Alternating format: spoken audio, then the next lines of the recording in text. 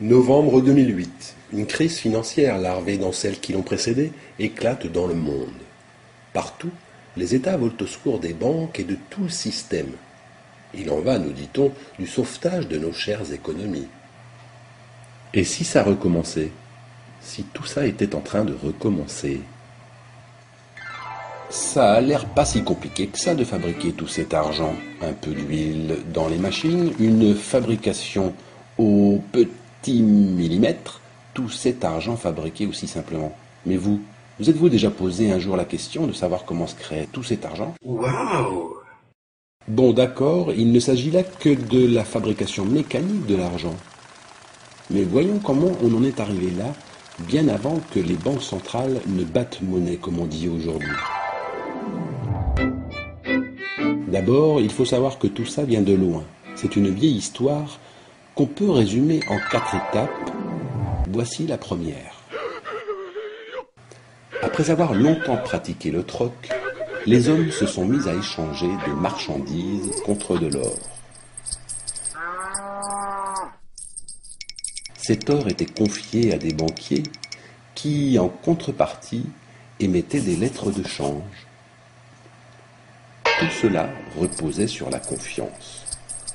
L'or était bien gardé dans des coffres et l'exact équivalent en papier pouvait alors circuler pour faciliter les échanges.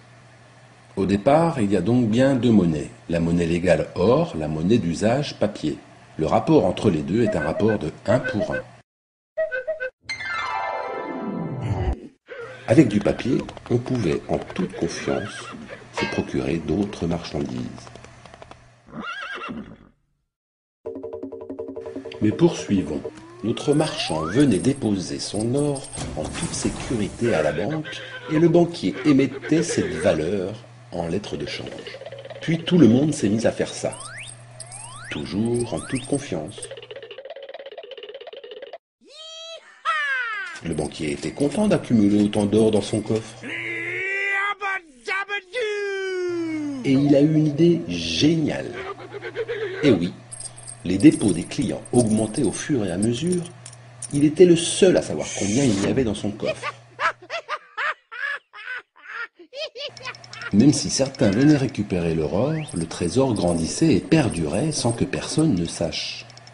Le banquier s'est donc mis à émettre de l'argent papier en faisant tout simplement signer une reconnaissance de dette à ses emprunteurs.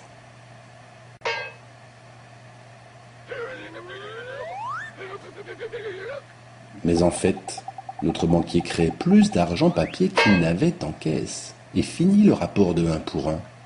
C'est ce qu'on a appelé les réserves fractionnaires.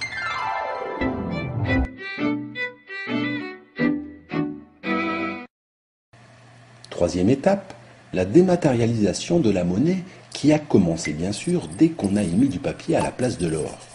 Mais tout ça s'est accéléré et à partir de 1971, il y a dématérialisation totale de la monnaie. C'est-à-dire que nous ne sommes plus dans une monnaie matérielle basée sur la valeur or, mais dans une monnaie qui ne préexiste plus, presque virtuelle pourrait-on dire, liée à l'offre et à la demande. Ce qui nous conduit à la 4e étape. Cette monnaie ne préexistant plus, eh bien on l'invente tout simplement au fur et à mesure par le système du crédit. Reprenons notre petite histoire. Voici donc une famille qui souhaite emprunter en toute confiance à sa banque. Le banquier lui accorde ce crédit avec son stylo et lui fait signer tout simplement en échange une reconnaissance de dette. C'est sa créance, il a confiance et la famille s'est engagée à le rembourser. Ensuite, il faut savoir que même si cette famille peut avoir besoin d'argent liquide, et nous y reviendrons plus tard, la somme qui a été créditée par le banquier s'échange pour la plupart de banque à banque.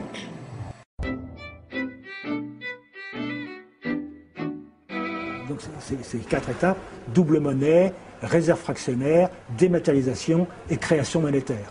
Voilà les 4 grands volets qui sont au cœur même de notre système aujourd'hui, mais qui, dont l'origine remonte au Moyen-Âge. On est dans un monde complètement différent, mais ça n'a pas été dit au public. Les gens ne le savent pas. Les gens se représentent encore la monnaie comme étant une quantité matérielle plus ou moins fixe dont il faut après se répartir la quantité entre les individus, alors qu'en fait, maintenant la monnaie ou la masse monétaire est une entité à taille variable qui est créée par le système bancaire en fonction de la demande. Et il est créé par le crédit. Quand vous allez demander un crédit à la banque et que la banque vous l'accorde, elle ne va pas nécessairement, aller chercher des liquidités sur le marché. La première chose qu'elle va faire, c'est elle va créditer votre compte. Mais elle va le créditer, disons, ex nihilo. Moyennant des contreparties. Comment ? Moyennant des contreparties par rapport, par exemple, au bien que j'acquiers. Oui, oui, parce qu'elle défend son bilan, elle défend son bilan, ça c'est absolument normal. Hein, mais en fait, elle crée ce dépôt à vue finalement d'une manière ex nihilo avec son stylo, comme on dit. Enfin, c'est une expression avec son stylo. Les banques n'ont pas besoin de se demander dans quelle poche je vais aller trouver l'argent qui m'est demandé pour satisfaire le crédit de Monsieur Dupont. Et c'est là où le citoyen déconnecte et ne comprend plus, parce qu'on a l'impression que c'est l'épargne des uns qui est prêtée aux autres, alors qu'en fait, l'argent aujourd'hui est créé ex nihilo à partir de rien, et c'est à partir de l'argent qui est créé que le superflu qui est mis sous forme d'épargne est encore redistribué après par des établissements financiers. Les banques créent la monnaie dans les rapports qu'ils ont avec les agents économiques, et la Banque centrale, dans les rapports qu'elle a avec les banques, parce qu'elle n'a de rapport qu'avec les banques, elle peut créer autant de monnaie qu'elle veut dans sa propre monnaie, qui est la monnaie Banque centrale. Elle assume ce qu'on appelle son rôle de prêteur en dernier ressort. Voilà, l'argent est créé à partir de rien, mais en lien avec les banques centrales par les banques commerciales, en fonction d'une demande de crédit. Contrairement à ce que tout le monde pense, ce n'est pas l'épargne des uns qui sert aux autres, et ce sont donc bien les crédits qui font les dépôts, pas l'inverse. Vous souvenez-vous de ce schéma ? Eh bien, aujourd'hui, la monnaie n'est plus liée à l'or. On a bien un système de double monnaie, avec la monnaie des banques centrales, qu'on appelle monnaie centrale, et la monnaie secondaire des banques commerciales. La monnaie centrale, ou encore appelée fiduciaire, ce sont les billets et les pièces que vous avez en poche, est fabriquée, émise par les banques centrales, alors que la monnaie secondaire, elle, est créée par les banques commerciales privées.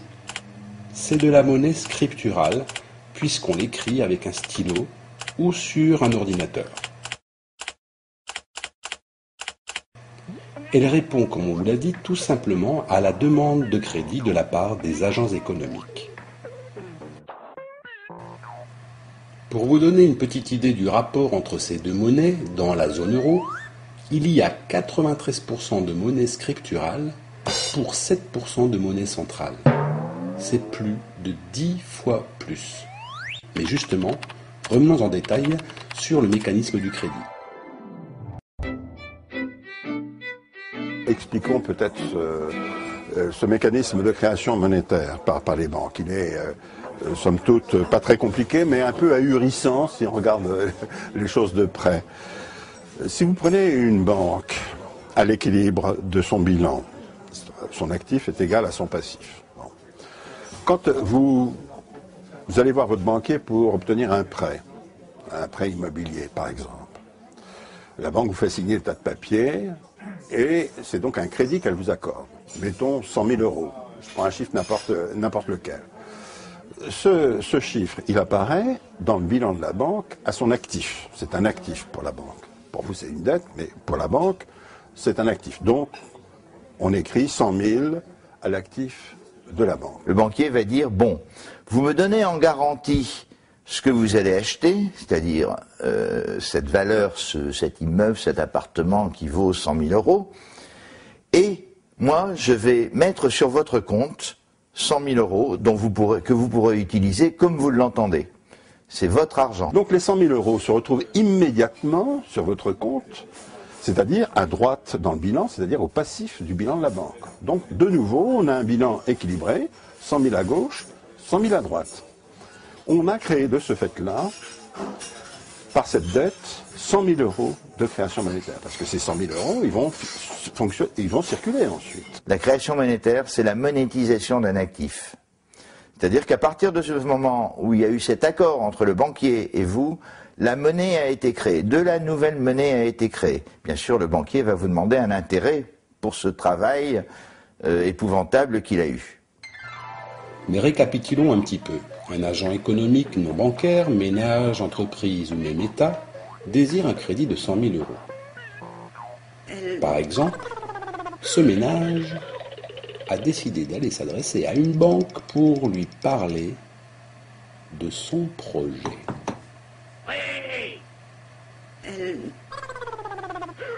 Pour ce projet, il doit présenter des garanties. Le banquier réfléchit et accepte. Et le banquier décide de passer contrat avec le ménage en question. Mais comme on vous l'a expliqué, les 100 000 € demandés par le ménage vont être créés sur les livres de compte de ce banquier. Et voici comment il s'y prend. À gauche, l'actif. À droite, le passif. L'actif, c'est sa créance. Son passif, c'est le dépôt à vue, la somme créditée à ce ménage qui s'en va tout content. Du coup, le ménage est crédité des 100 000 €, mais moyennant intérêt. Et des intérêts substantiels, car le banquier prend d'énormes risques et il doit bien vivre. Pourtant, entre vous et moi, qui prend le vrai risque dans cette affaire? Mais voyons à quelles règles sont soumises ces banquiers.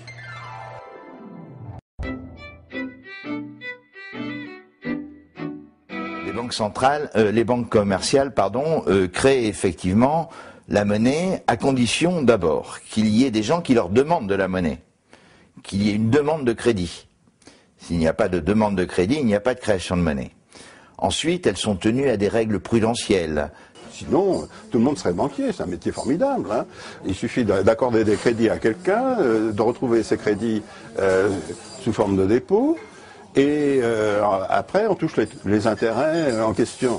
Bon, tout le monde serait banquier si tout le monde pouvait évidemment créer de la monnaie de cette façon-là. Elles ne peuvent pas créer plus d'un certain pourcentage de leurs fonds propres. C'est en gros 12 fois leurs fonds propres. Ensuite, elles sont obligées par la loi à fournir le public, c'est-à-dire entreprises et ménages, de monnaie centrale, c'est-à-dire des billets. Ça représente ce qu'on appelle des fuites. Et enfin, pour terminer, elles sont tenues à avoir des réserves obligatoires. Ce sont les réserves qu'elles doivent constituer à la Banque centrale, mais réserves fractionnaires, puisqu'elles ne sont qu'à hauteur de 2% du montant des dépôts faits chez elles. Tout va bien. Tout va bien. Le système bancaire repose certes sur la confiance, mais voyons comment il se régule. D'abord, il faut savoir que toute banque commerciale possède un compte en monnaie centrale ou fiduciaire auprès de sa banque centrale. Réglementairement, pour émettre du crédit, donc créer de la monnaie, la banque doit avoir au moins 2% de l'ensemble des dépôts en réserve à sa banque centrale. Ce sont les réserves obligatoires. Si dans l'absolu, la banque peut créer 50 fois plus de ses dépôts, dans la réalité, c'est plus complexe, car lorsque les clients de la banque commerciale demandent des crédits, ils ont aussi besoin de pièces ou de billets pour d'autres transactions. C'est ce qu'on appelle des fuites. Une banque privée distribue en général 13% de ses dépôts en monnaie centrale, les billets et les pièces. Elle doit donc prévoir d'avoir au moins ces 13% sur son compte à la banque centrale.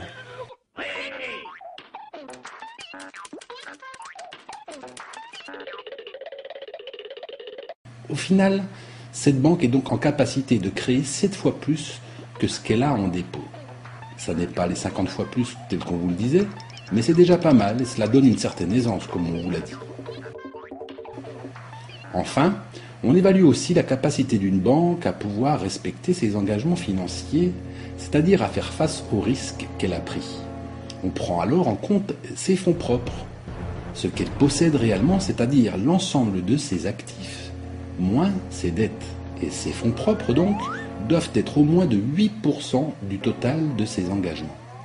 On parle ici de règles prudentielles qui limitent somme toute le pouvoir financier de la banque qui n'est autorisé à investir pas plus de 12 fois le montant de ses fonds propres.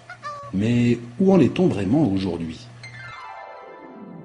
Le problème, c'est qu'actuellement, la Banque centrale n'a quasiment pas de levier sur la création monétaire, ni sur les taux d'intérêt d'ailleurs. Un petit peu sur le taux d'intérêt, mais pas beaucoup. C'est plus l'offre et la demande qui crée la demande de, qui crée l'émission de monnaie. S'il y a beaucoup de demandes, il y a beaucoup d'émissions de monnaie. S'il y a trop de demandes, il va y avoir augmentation des taux d'intérêt. La Banque centrale, en fait, est obligée de suivre en courant les banques commerciales. Ce qu'il faut bien comprendre, c'est que le système à réserve, à couverture fractionnaire, ne peut marcher qu'avec des béquilles externes, sinon il explose. Les deux béquilles, c'est la Banque centrale comme prêteur en dernier ressort, c'est ce que nous avons déjà vu, et la deuxième béquille, c'est la garantie sur les dépôts. Parce que s'il n'y a pas de garantie sur les dépôts, à la moindre information négative, les gens vont se précipiter pour retirer leur argent. Et la banque explose. On est dans un système de réglementation qui est plus théorique, je dirais, que réellement contraignant, pratique et encadrant pour le système. Et d'ailleurs, si on arrive à une telle crise avec une telle ampleur, c'est qu'effectivement, bien au-delà de ces règles, eh bien, on voit que les banques ont pu avoir la bride sur le cou et ont pu outrepasser et jouer avec ces règles.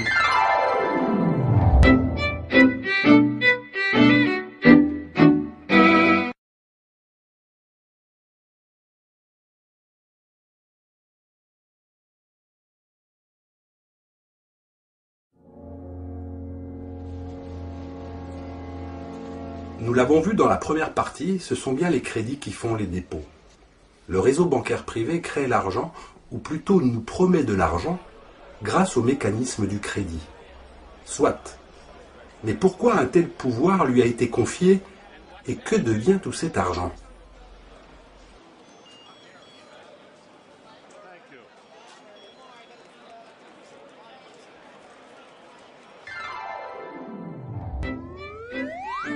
Avant, quand l'État ou la collectivité voulait financer ses projets, un avion, une centrale, un train, et donc ainsi investir pour l'avenir, c'était tout simplement le Trésor public qui empruntait, via le gouvernement, de l'argent à la Banque de France.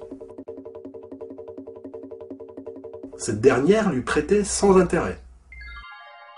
À son actif, la Banque de France, ou Banque centrale, inscrivait la valeur garantie par l'État, et à son passif l'argent qu'elle lui distribuait. Certes, il était facile, il faut l'avouer, de monétiser, c'est-à-dire de créer la monnaie nécessaire pour payer ses dettes. Faire marcher la planche à billets, comme beaucoup l'ont dit. Je vous demande de vous arrêter. Le Trésor, c'est le compte bancaire du gouvernement à la Banque centrale. Ben, il suffisait que le ministre de l'économie et des finances téléphone au gouverneur ou au président de la Banque centrale en lui disant « bouchez-moi mon trou, j'ai un trou dans moi », pour que, en effet, le trou soit bouché, mais au prix de quoi ? Au prix d'une inflation. Cette monnaie qui a été distribuée, elle s'en va pas, elle revient dans tout le circuit économique, elle l'alimente, c'est du sang pour le circuit économique, et c'est du sang qui crée de l'emploi, qui crée des richesses, et qui crée du bien-être pour la population. C'est ce qu'on a perdu. Et oui, l'État ne sachant pas faire, on rompt le cordon ombilical entre la Banque centrale et le Trésor public. En France, c'est une loi de 1973 qui interdit à la Banque de France de financer les dettes de l'État. Cette interdiction sera étendue à la zone euro par le traité de Maastricht et son article 104. Depuis, l'État et les collectivités locales sont obligés de se financer auprès des marchés financiers, moyennant intérêt. Au revoir. Bon, l'État a été privé du pouvoir de création monétaire. Mais qu'en est-il de la masse monétaire aujourd'hui ? Ce n'est pas parce que la monnaie est privée, fabriquée par les banques privées, qu'il n'y a pas inflation de quantité de monnaie. On voit que depuis l'arrivée de l'euro, la pente de création monétaire, c'est-à-dire l'augmentation de la création monétaire, est de l'ordre de 10% par an dans la zone euro. Par an, pour un PIB qui lui augmentait de l'ordre de 2% avec une inflation très faible. On se dit, attends, comment la masse monétaire a-t-elle pu augmenter à ce point sans créer d'inflation, puisqu'il n'y a pas eu d'inflation toutes ces dernières années? Les indices core inflation étaient à 2%. La Banque centrale trouvait ça tout à fait comme étant une bonne situation. Par contre, tout autour de ça, vous aviez les prix des matières premières qui explosaient, vous aviez le prix de l'immobilier qui explosait, le prix des produits énergétiques, etc. Ça montre bien, nous sommes au cœur du problème. L'inflation, qu'est-ce que c'est finalement? C'est une augmentation des prix qui a une certaine dynamique, mais dans la société. Mais les prix, c'est quoi dans la société? Il y a les prix des biens et des services, ce qu'on achète tous les jours. C'est ce que mesure la Banque Centrale Européenne. Elle veut bloquer les prix, on peut le dire. A priori, pourquoi pas? Il y a une deuxième catégorie de prix, ce sont les salaires. Le salaire, c'est le prix de la force de travail. Pareil, la Banque centrale bloque. Mais ce qu'oublie de dire la Banque centrale, c'est qu'il y a deux autres catégories de prix, enfin, qu'elle fait semblant d'ignorer. Le prix des actifs financiers, le prix de l'action, c'est quoi? Le prix d'une action, eh bien, c'est un prix. Les titres obligataires, ils ont un prix. Et donc, ils peuvent, quand ça monte, on nous dit à la radio que c'est très bien. Hein, quand les salaires montent, on nous dit c'est très mal parce que les entreprises vont perdre de la compétitivité. Mais quand le prix des actions monte, on nous dit c'est très bien parce que oui, mais alors là, justement, on se complique. C'est très bien parce que les actionnaires vont gagner beaucoup d'argent. Reprenons. La Banque Centrale Européenne a pour mission de juguler l'inflation des prix des biens et des services à 2%. Par contre, l'inflation par les actifs de toutes sortes, immobilier, actions, obligations, matières premières, qui sont des produits volatiles et qui fluctuent au gré des marchés, elle ne s'en occupe pas du tout. Si la Banque Centrale Européenne semble aussi maîtriser le coût de l'argent par les taux directeurs, elle ne contrôle pas les volumes financiers en circulation. Si l'on considère la croissance, c'est-à-dire la richesse créée en plus chaque année, à laquelle on ajoute l'inflation des prix, on obtient la monnaie qu'il faut créer chaque année pour que l'économie fonctionne. Or aujourd'hui, si dans la zone euro on a à peu près 2% de croissance, plus 2% d'inflation, on devrait avoir logiquement 4% d'augmentation de la masse monétaire annuellement. Pourquoi ce n'est pas le cas? Pourquoi observe-t-on 10% de création monétaire annuelle? En fait, la différence, c'est-à-dire les 6% supplémentaires, existe bien. C'est un pouvoir d'achat qui pèse sur l'économie. Finalement, la planche à billets tant critiquée quand elle était aux mains du public est aujourd'hui privée. Et elle ne fonctionne pas si mal que ça. Mais alors, où va tout cet argent? Je vous demande de vous arrêter. Il y a des gains de la création monétaire qui sont totalement, enfin qui peuvent être totalement, eux, illégitimes, puisque ce sont des revenus non gagnés, au sens de la théorie économique, au sens des libéraux, de Jacques Rueff ou de Maurice Allais. C'est en même temps la création monétaire qui a permis cette inflation des actifs. Parce que cette création monétaire n'a pas été faite pour faire de la production, mais pour faire de la spéculation. Cette monnaie supplémentaire qui a été créée, eh bien en fait elle a été alimentée, les bulles, c'est-à-dire que l'inflation elle a été dans ces bulles spéculatives qui a absorbé cet afflux de monnaie qui, dans l'économie classique, se serait traduit par une inflation ou par une hyperinflation. La liquidité que l'on n'arrive plus à mesurer se déverse dans l'économie, elle déséquilibre les marchés. Nous avons une croissance du prix des actifs. Quand nous sommes dans cette configuration plutôt haussière, on a une augmentation du prix des actifs, une augmentation de la bulle immobilière, on a sur les marchés émergents un boom considérable, parce que tout ça en fait est lié à une création monétaire internationale démentielle. L'argent se déplace de l'économie réelle vers les marchés financiers, sur lesquels il afflue abondamment. C'est ce qui fait gonfler le prix des actifs. Actions, obligations, titres en tout genre, matières premières et valeurs immobilières. D'ailleurs, c'est ainsi qu'on peut expliquer l'explosion immobilière de ces dernières années et le phénomène de bulle spéculative. Mais nous y reviendrons plus tard. Expliquons d'abord comment tout cela a été possible.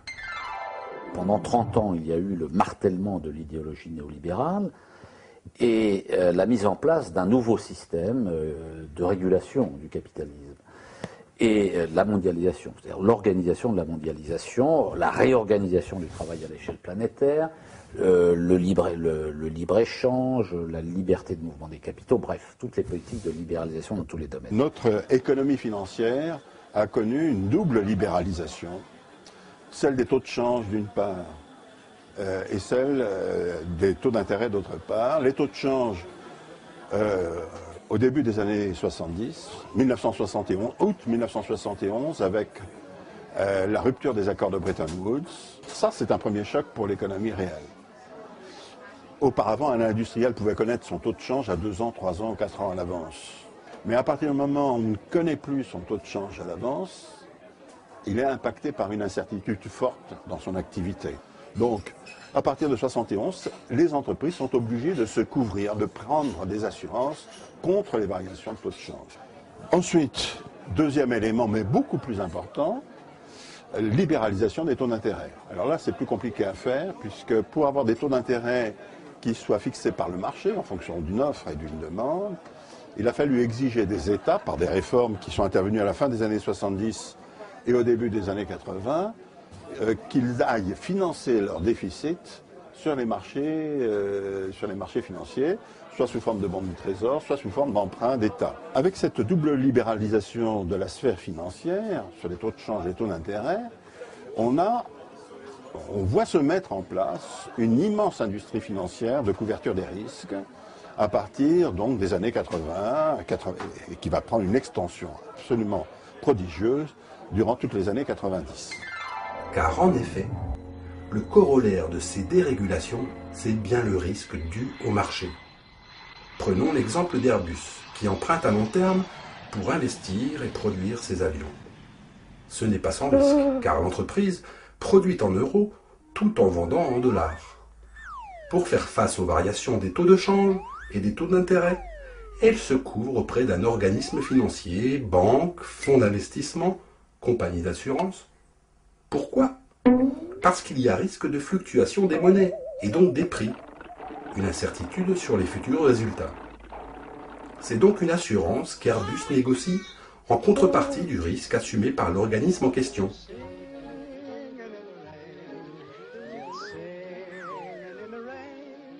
Plus le risque encouru est élevé, plus la couverture coûte cher et plus le rendement de cette couverture sera potentiellement important sur les marchés. Wow. Sur les marchés, le risque, ça circule, et l'on y joue dans l'espoir de faire de belles plus-values. Ce sont les banques qui vont vendre à Airbus des contrats à terme pour permettre à Airbus de connaître son taux de change à 2 ou 3 ans. Bon, évidemment, Airbus va payer ce contrat d'assurance, ces contrats à terme, mais la banque va faire la même chose avec bien d'autres entreprises. Donc elle se retrouve avec des risques. Mais les banques n'aiment pas le risque. Alors qu'est-ce que fait la banque? Elle va se couvrir à son tour en mutualisant tous ces risques et en s'adressant à une autre banque ou à une autre organisation financière pour se couvrir à son tour. Autrement dit, on va faire de la couverture de couverture. De couverture de couverture. Et on va voir là des processus. À chaque fois, on a des produits financiers qui s'échangent sur les marchés. Ces couvertures, ce sont des protections ou encore des produits dérivés. Ils sont liés à des taux d'intérêt et des taux de change particuliers et ils forment surtout une véritable industrie financière dans laquelle on se met à couvrir toutes sortes de risques. Le risque climatique, le risque juridique, le risque informatique. Toutes sortes de risques et, cerise sur le gâteau, les risques liés, pour les banques, à faire du crédit. À la fin des années 90, les banques trouvent génial de pouvoir se libérer des risques qu'elles peuvent prendre quand elles accordent un crédit à un ménage ou à une entreprise. Comment? En titrisant leurs créances.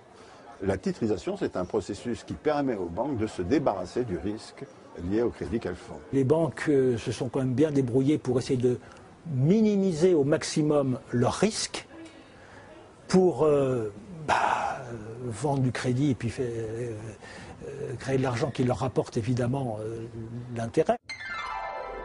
La titrisation permet de transformer le risque en actif financier et donc de se débarrasser du risque.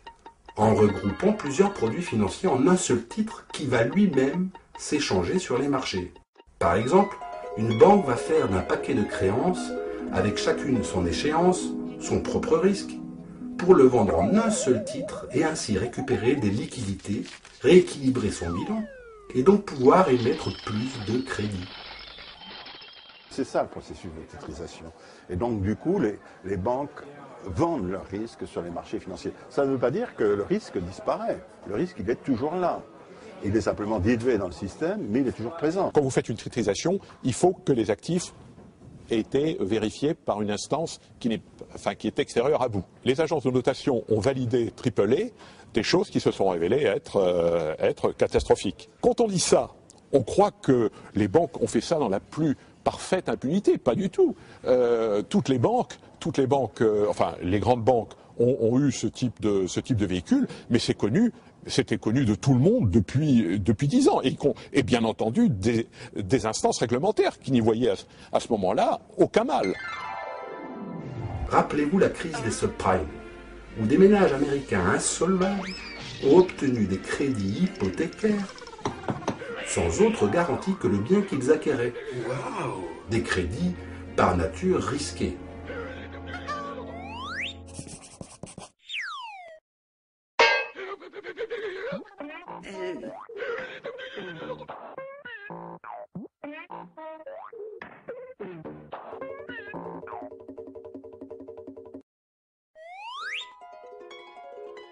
Au final, une fois titrisés, bien notés par des agences de notation, elles-mêmes censées les évaluer, ces produits se sont facilement échangés sur les marchés, procurant d'importants bénéfices.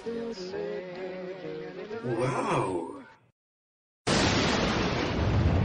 Jusqu'à ce que tout s'écroule. Mais poursuivons notre analyse. En s'appuyant sur des modèles mathématiques et statistiques, cette industrie de couverture ou produits dérivés va prendre une importance considérable. L'économie réelle permettant d'amorcer la pompe par le système du crédit, les marchés financiers prenant le relais et s'échangeant tous ces produits dérivés. Mais la machine va s'emballer. Celui qui accepte de prendre le risque dans ce système, par définition, dans les milieux financiers, ça s'appelle un spéculateur.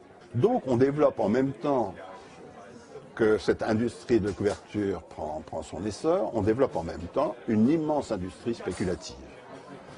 La spéculation est la face cachée, en quelque sorte, de la couverture. Celui qui vend une couverture devient spéculateur. Et c'est là que commence l'argent qui tourne sur lui-même, l'argent des bulles spéculatives, où ceux qui ont de l'argent cherchent à gagner plus d'argent. Mais où ça? Parce que le monde de la production n'est plus assez rémunérateur pour ça, et donc ça commence à tourner là-dedans, grâce entre autres au crédit. Fondamentalement, c'est ce mécanisme-là. Un crédit pas cher et des rendements élevés à côté, sur les actifs qu'on achète. On emprunte pour acheter. C'est ce qu'on appelle l'effet de levier. Et ça, c'est parfaitement autorisé. Et une des causes de la crise, d'ailleurs, c'est ça, pour les hedge funds en particulier. Et ces hedge funds, c'est souvent eux qui acceptent en dernier ressort le risque. Et c'est dans ces institutions particulières qui sont en général logées dans les paradis fiscaux qu'on a les profits les plus faramineux. Là, on n'est pas sur du 15 ou du 20%, on est sur du 100%, 200%, 300% annuel. Pour que les profits augmentent sur les marchés financiers, il faut faire monter le prix des actifs financiers en permanence. C'est-à-dire, il faut des bulles. Et les bulles, contrairement à ce que l'on entend dire parfois, les bulles ne sont pas des avatars qui se produisent sur les marchés financiers face auxquels, finalement, nous serions démunis. Non, les bulles, ce sont des constructions patientes. Une bulle se forme lorsque le prix d'un actif dépasse durablement sa valeur fondamentale. Puis cette bulle gonfle quand tous les acteurs du marché sont persuadés que les cours vont continuer à monter.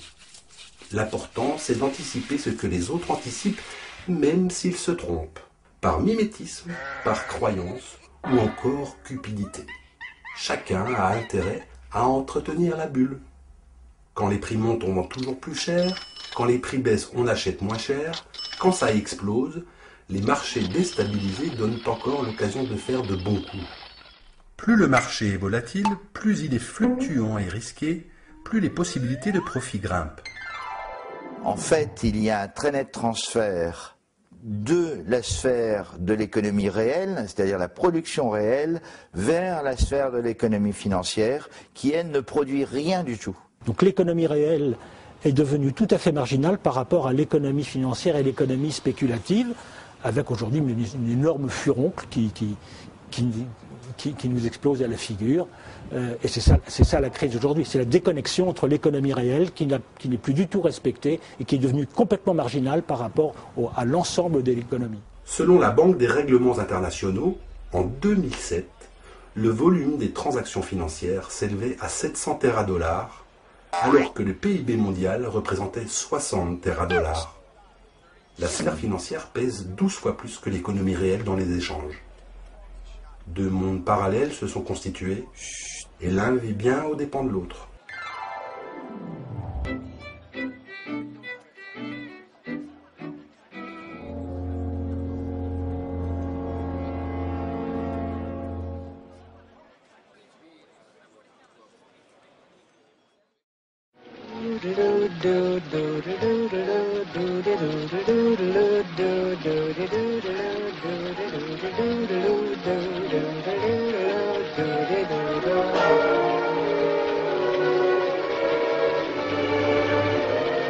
Vous l'aurez compris, c'est bien le réseau bancaire privé qui nous promet l'argent par le système du crédit.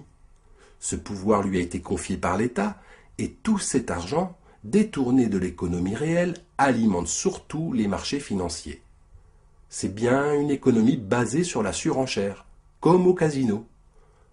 Pour que le système perdure, personne ne doit échapper à sa logique implacable qui repose bien sur la demande de crédit et donc de l'endettement.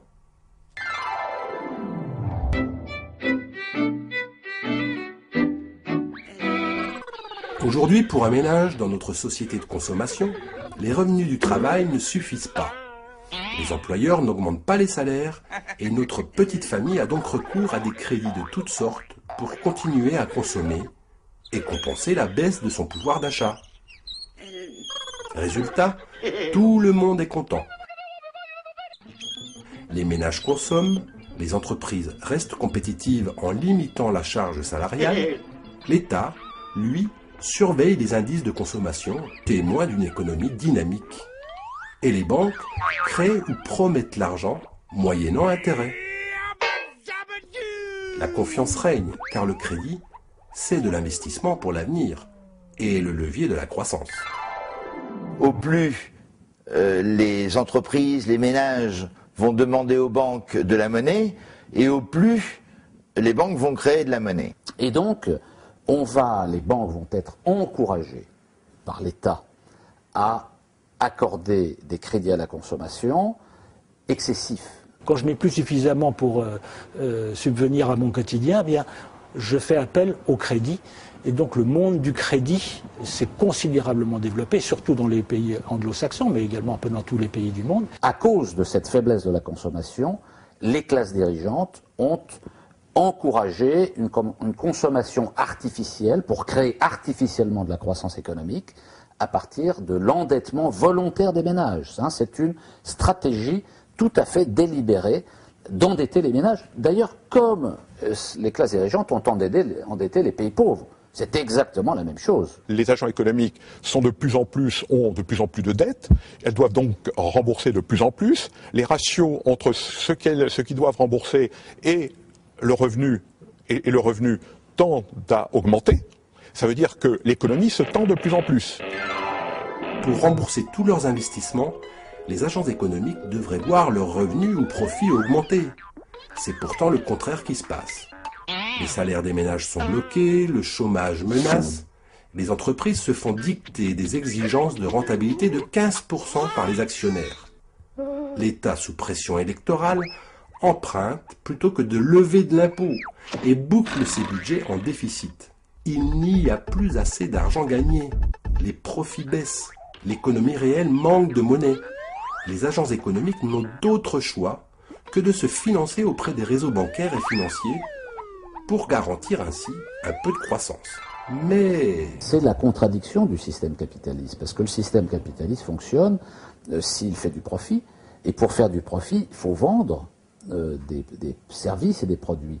Mais si vous mettez les gens dans une situation de diminution de leur pouvoir d'achat, automatiquement, ils vous achètent moins, et donc vos profits baissent. Tout ceci vient, encore une fois, de la sphère financière, de cette pression qui s'exerce par la sphère financière sur le monde de l'entreprise, dont on voit aujourd'hui, de reste, tous les effets, parfois catastrophiques, dans certaines entreprises. C'est un blocage des salaires, c'est l'organisation volontaire du chômage, et c'est également une restriction de la dépense publique, une baisse des dépenses sociales. Il faudrait augmenter d'à peu près de 12% l'ensemble des recettes fiscales, ce qui ferait des pressions insupportables au niveau de la société. Donc on préfère emprunter. Vous avez le surendettement qui s'accroît, et donc les charges de l'endettement augmentent. Et les charges de l'endettement augmentant, vous avez un risque à un moment ou à un autre que des emprunteurs importants fassent défaut, et à ce moment-là, deviennent insolvables, et à ce moment-là, il suffit de du moindre craquement, de la moindre pichenette, je dirais, au sommet, pour que nous partons dans le sens inverse. Et c'est là que l'enclenchement de la crise se développe. Cette crise est la crise de l'austérité, finalement. surendettement, manque de recettes fiscales, coupes budgétaires dans les dépenses, profit des entreprises captées par les investisseurs, spéculation sur les marchés financiers où les bulles de toutes sortes gonflent, la coupe est pleine. C'est l'endettement généralisé et la dette devient écrasante pour tous les agents économiques non bancaires. Beaucoup n'ont pas d'autre solution qu'emprunter à nouveau pour rembourser.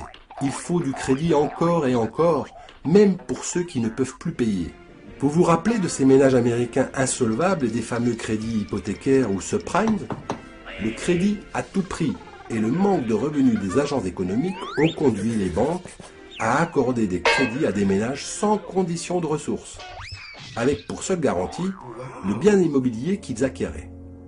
Et c'est là qu'est née la crise. Aux États-Unis, il y a eu toute cette vague de ce qu'on appelle les crédits hypothécaires rechargeables. C'est-à-dire que lorsque vous avez remboursé votre dette, vous avez toujours la possibilité de demander à votre banque de vous remettre une couche au niveau de l'endettement. On a vu que le système aux États-Unis n'a pas fonctionné, et à un moment ça a explosé, tout simplement parce que on ne peut mettre en face de la monnaie gagnée, ou en face de la monnaie espérée, que du travail, que de la réalité. Quand le marché immobilier américain s'est retourné fin 2006 et que les taux d'intérêt aux États-Unis ont été remontés parallèlement, eh bien ces ménages américains n'ont plus pu payer leurs échéances, leurs traites, ce qui fait que les titres issus des crédits ont vu leur valeur brutalement diminuer, ce qui fait qu'au total, tous ceux qui portaient ces titres se sont retrouvés en grande difficulté. Dans le monde entier, où nous avons eu une explosion générale qui était alimentée effectivement par un surendettement généralisé, et là, on n'a quasiment rien fait. Ça n'a pas attiré l'attention des banquiers centraux, à aucun moment. Disons que le marché américain des subprimes, de ces crédits faits aux Américains, c'est à peu près 400 milliards de dollars. Le problème est de savoir comment on passe d'une crise sur ce marché particulier à un cataclysme mondial. C'est la panique, car tous les opérateurs financiers internationaux, sous l'œil pourtant avisé des agences de notation, disposent de dérivés liés au subprime dans leur bilan. Face à cette dépréciation, à la défiance et à la fébrilité qui l'accompagne, les marchés financiers vendent à tout va et la bulle explose plus vite qu'elle n'est gonflée. Toutes les banques voient alors leurs fonds propres s'effondrer, limitant ainsi leur capacité à émettre du crédit. Certaines font même faillite. Plus personne n'ose alors se prêter de l'argent entre banques, et le refinancement auprès des banques centrales est bloqué. L'économie réelle est menacée aussi, faute de crédit et donc de financement.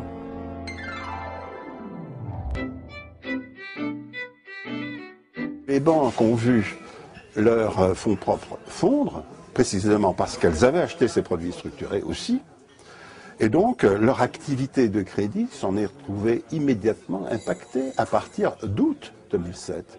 Et c'est comme ça que la crise va atteindre l'économie réelle. Quand les banques ne peuvent plus, et à une échelle importante, ne peuvent plus se prêter entre elles parce qu'elles se font plus confiance, ce qui s'est passé sur le marché monétaire, plus personne ne voulait faire confiance à personne et plus personne ne prêtait à personne. Or, les bilans bancaires sont complètement déséquilibrés.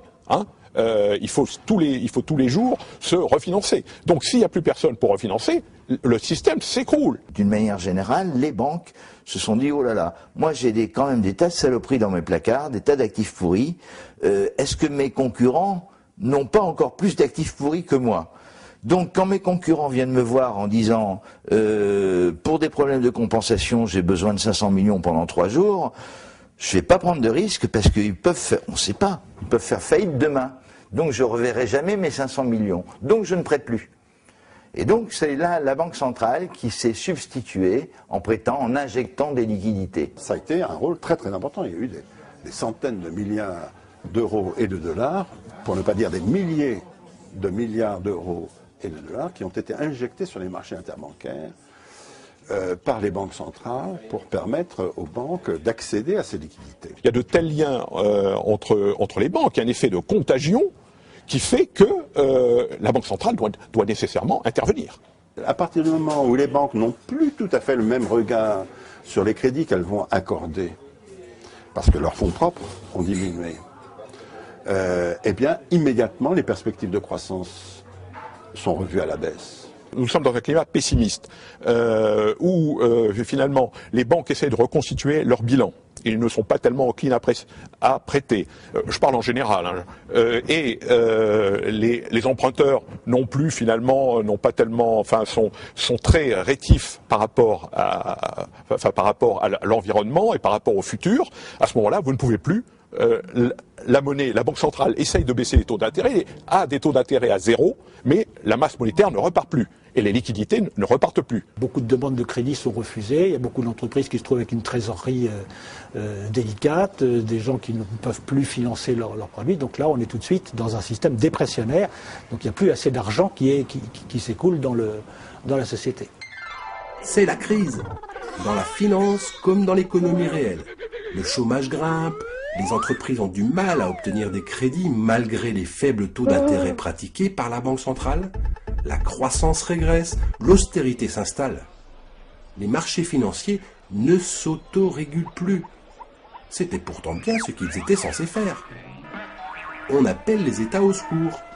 Quand les marchés jouent les pyromanes, c'est l'État qui fait le pompier. Car, envers et contre tout, le système doit être sauvé. En l'état. Et bien évidemment sans contrepartie.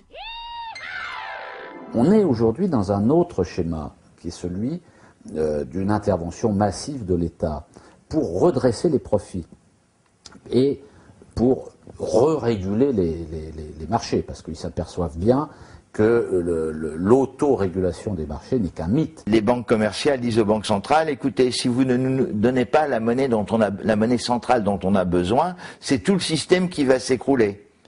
Donc il faut que vous le fassiez. Les banques centrales suivent. Dans la politique globale des autorités, il y a une volonté de faire en sorte que les banques se reconstituent, si vous voulez. Donc reconstituent leurs profits et reconstituent leur capital. Ça, c'est clair. Pendant des années, vous l'avez souligné, les classes dirigeantes, les grands médias, les gouvernements de gauche et de droite d'ailleurs, ont expliqué qu'il n'y avait plus d'argent, qu'il fallait l'austérité, qu'on ne pouvait plus dépenser pour la sécurité sociale, pour l'école, pour la santé, qu'il fallait serrer les boulons partout, qu'il fallait des politiques d'austérité. Et puis subitement, ce qui était vrai hier ne l'est plus aujourd'hui. Cet argent qui a été remis, qui de toute façon est toujours de l'argent qui est émis, je le rappelle, par ces mêmes banques.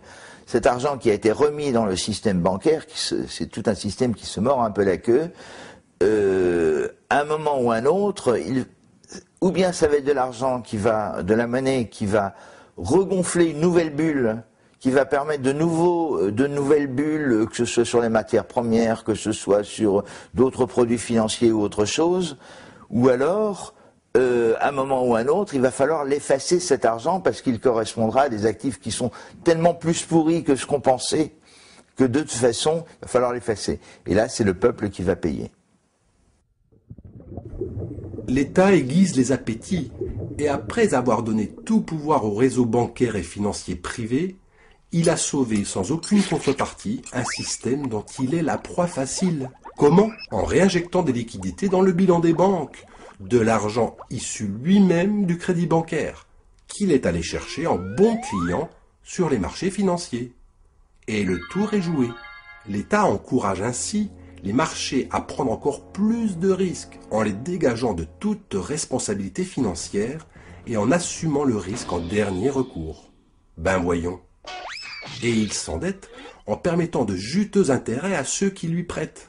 Contrairement à la création monétaire publique devenue privée, la dette privée devient publique. Cette dette est en fait la différence entre les besoins de financement de l'État chaque année et les recettes fiscales de chaque année. C'est le cumul. L'État n'ayant pas assez de recettes fiscales, on peut dire aussi dépensant trop, emprunte sur les marchés. Quand l'État fait un emprunt, une partie des obligations est achetée par le public, par des gens de tous les jours. Mais l'essentiel est acheté par ce qu'on appelle les investisseurs institutionnels. Et donc, c'est un facteur de plus-value. Nous avons calculé une courbe qui est intéressante. En rouge, ici, vous avez le total de la dette annuellement depuis 1980. On est parti de 80 avec 200 milliards d'euros. En 2008, nous sommes à 1300 milliards d'euros.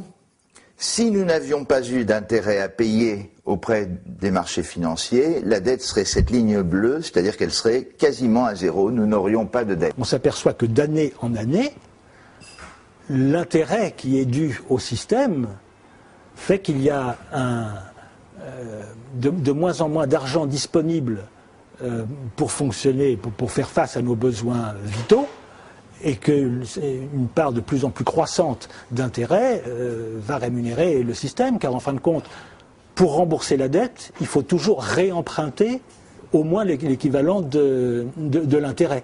Priver une partie de la classe dirigeante des profits qu'elle réalise sur la dette de l'État est quelque chose que les classes dirigeantes qui contrôlent l'État ne veulent pas faire, parce que c'est le même monde tout ça. C'est ce que j'arrête pas de dire, collectivisation des pertes et privatisation des profits. C'est servir les intérêts de quelques-uns. La dette publique a commencé en France dans les années 70. Souvenez-vous de cette loi de 1973, quand le Trésor public a eu pour obligation de se financer sur les marchés financiers. Au revoir. Cette dette a explosé et dépasse aujourd'hui les 1600 milliards d'euros. Le remboursement des intérêts représente le deuxième budget de l'État. Voilà près de 50 milliards d'euros versés chaque année à nos créanciers. On n'a pas le choix, il faut obéir pour être bien noté. Si la dette pompe les fonds de l'État, si elle pèse sur le débat public et inquiète la plupart de nos citoyens, elle en ravit certains, ceux qui la détiennent. C'est la crise, mais pas pour tout le monde. Puisque nous avons une dette qu'on ne peut pas rembourser, on ne fait que payer des intérêts. On ne fait que payer des intérêts en empruntant. Donc en fait, on ne paye rien. La dette va continuer à gonfler. On a une bulle qui se forme de dette publique qui peut exploser, du reste aussi, si les taux d'intérêt devaient se relever brutalement. Ce qui n'est pas impossible, puisqu'il y a beaucoup de liquidités qui sont... les taux d'intérêt sont très bas. Donc, il se peut que l'inflation reparte. Et si l'inflation repart, les banques centrales serreront le robinet et les taux d'intérêt donc vont se relever. Ce qui peut provoquer un krach obligataire. Le système est une spirale sans fin. Une spirale d'endettement sans fin et d'augmentation des intérêts sans fin. Et qui bénéficie à qui ? Il bénéficie aux banques qui, avec ces intérêts, vont acheter des actifs réels. Les peuples, d'un côté, peuvent avoir une vision, peuvent avoir des besoins, mais ces besoins ne sont satisfaits que dans la mesure où le système monétaire et financier accepte ces besoins. sur des critères d'intérêt particulier. Pourquoi l'État a besoin de se financer auprès du privé, auprès des marchés financiers, auprès des banques, auprès des épargnants, pour équiper le pays, pour équiper la France?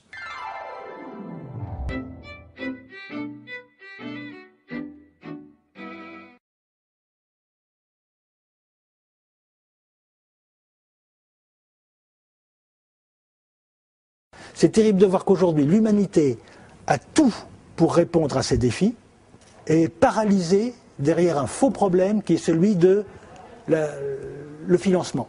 Sous prétexte que, soi-disant, on n'a pas l'argent, alors que cet argent, comme on l'a vu tout à l'heure, il suffit d'un index valide sur un clavier d'ordinateur. Moi, je te crée 2 milliards en 3 secondes. Il faut bien comprendre qu'en fait, la monnaie n'est pas un bien rare. Ce qui est rare, c'est ce qu'elle permet éventuellement de produire. Ce qui est rare, ce sont les biens naturels. Ce qui est rare, c'est l'écologie dans laquelle on vit. Ce qui est rare, c'est le vivant. Mais la monnaie en soi, ça n'est vraiment pas rare. Le problème, c'est cette confusion qu'il y a entre la monnaie et le crédit, depuis l'origine. C'est-à-dire que vous créez la monnaie que lorsque vous faites une opération de crédit. Ça, c'est le système à couverture fractionnaire que nous avons connu depuis l'origine. Il faut le changer en dissociant la monnaie et le crédit. On aura d'un côté les banques, ce que Maurice Allais appelle les banques de dépôt, c'est-à-dire les banques qui géreront les dépôts à vue et donc les moyens de paiement dans l'économie, et puis les banques de prêt qui, elles, se refinanceront essentiellement sur de l'épargne. Et en fait, tout ça vise à recréer une distinction, fondamentalement, quand on réfléchit à la question, une distinction entre ce qui est proprement la monnaie et ce qui est l'épargne, qui aujourd'hui est l'objet d'une confusion complète. C'est la Banque centrale qui émet la monnaie et les banques privées, qui, elles, continuent à être les interlocuteurs du public, continuent à prêter la monnaie, mais ont obligation, elles ne peuvent plus créer la monnaie par un jeu d'écriture comme on lisait tout à l'heure, mais elles ont l'obligation de se couvrir, donc d'avoir l'équivalent sur leur compte en monnaie centrale de ce qu'elles prêtent au public. J'ai besoin de 10 000 euros pour acheter ma voiture, la banque qui me prête les 10 000 euros doit elle-même les emprunter à la Banque centrale, moyennant alors des règles du jeu qui seront à définir dans le système bancaire, mais même s'il y a des intérêts à ce niveau-là, les intérêts reviendront à l'organe public, donc les intérêts seront redistribués après au niveau de la collectivité, et la banque, elle, ne sera rémunérée que sur des honoraires. On peut changer les règles du jeu et avoir d'autres banques centrales, mais il faut tuer le traité de Maastricht, et il faut revenir sur le double mouvement de libéralisation des marchés monétaires et financiers, c'est-à-dire sur la libéralisation des taux de change et la libéralisation des taux d'intérêt. Donc il faut désobéir, c'est-à-dire ne pas tenir compte d'un certain nombre de traités, et à terme, si ça continue, il faut en sortir. Si la Banque centrale reprenait l'ensemble de la création monétaire, non seulement elle déciderait l'ensemble de la quantité de monnaie en circulation, mais en plus elle pourrait décider l'ensemble des taux et à la limite de différents taux suivant leur utilisation. En faisant cela, l'État fixe les taux, c'est-à-dire oblige les banques à prêter à un taux particulier. Ce qui fait que le marché du crédit est donc encadré, l'encadrement du crédit, et le marché obligataire qui sert au refinancement, notamment pour un certain nombre d'agents, y compris l'État, mais là il s'agit des agents privés, eh bien, l'État va également fixer les taux d'intérêt. Il faut donc de grands pôles financiers publics composés de banques qui soient nationalisées ou pas nationalisées, mais en tous les cas sur lesquels l'État directement puisse avoir son mot à dire sur l'orientation. La monnaie doit être nationalisée. Pas les banques. Les banques, elles continuent leur vie, elles font ce qu'elles veulent. Enfin, elles font pas ce qu'elles veulent, bien sûr, elles sont tenues à des tas de trucs. Mais elles ne peuvent plus émettre de crédit. Elles ne peuvent plus émettre de monnaie. Les banques actuelles, comme n'importe quelle autre entreprise, sont soumises à la loi de la valeur actionnariale, c'est-à-dire à des rentabilités de court terme de 15%. Ce qui ne permet absolument pas d'envisager le financement des infrastructures d'avenir. Dans un cadre de démocratie, c'est au peuple de se prononcer là-dessus. Est-ce que c'est du ressort du privé ou est-ce que c'est du ressort du public? C'est à la nation de se prononcer là-dessus. La monnaie, c'est un bien public. Ça ne devrait pas être un bien privé. Et donc, Dire nationaliser la monnaie, c'est rendre à la monnaie sa fonction de bien public. La monnaie doit être contrôlée et la monnaie est vraiment l'élément clé pour réguler l'activité économique, mais aussi pour faire en sorte qu'il n'y ait pas des distorsions dans la répartition des revenus. On peut imaginer qu'à 30 ou 40 ans, on ait une monnaie qui soit considérée comme un bien commun de l'humanité et vers laquelle il serait souhaitable d'aller. À ce moment-là, on tue complètement toute la spéculation et toutes les couvertures qui ont été créées de toutes pièces avec cette libéralisation de la sphère financière. Seul le travail humain crée de la richesse. L'argent ne crée pas de richesse. Voilà, c'est ça, je pense, la leçon qu'il faut avoir en tête en permanence. On peut mettre en place les systèmes les plus complexes qui soient. À la base, il n'y a que le travail humain. Le débat se situe à un faux niveau. On ne le pose pas au niveau du pouvoir de la création monétaire parce que le public et les citoyens pensent que la monnaie est créée par un organisme public qui serait la Banque centrale, qui serait elle-même sous gouvernance politique. Donc on se dit, ben non, c'est bien nous qui avons la maîtrise de notre monnaie. Enfin, on ne se pose même pas la question. Donc pourquoi demanderait-on quelque chose dont on pense que c'est déjà là ? Et c'est là où il y a un manque total d'information et qu'il est important que les citoyens que nous sommes prennent conscience que la vraie question, c'est d'abord une question de souveraineté. On ne peut pas être dans une démocratie si un peuple n'a pas la souveraineté, la maîtrise de son émission monétaire.